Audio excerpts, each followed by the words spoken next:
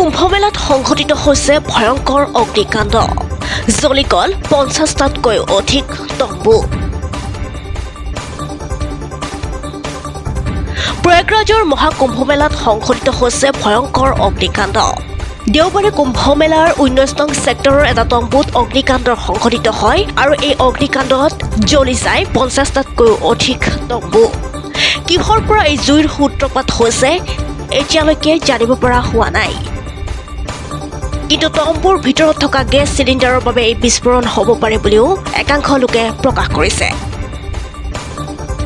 আৰু এই অগ্নিকাণ্ড নিয়ন্ত্ৰণ কৰিবলৈ উপস্থিত হয় অগ্নি নিৰ্বাপক বাহিনী NDRFৰ জোৱানসকল জানিবলৈ দিয়া অনুসৰি এই অগ্নিকাণ্ডৰ ফলত প্ৰায় ১ কোটি টকাৰ সা সামগ্ৰী জুইত জাহ যায়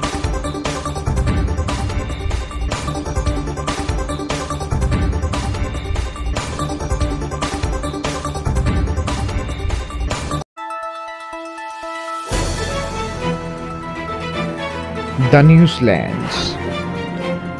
অবিৰত তথ্যানুসন্ধান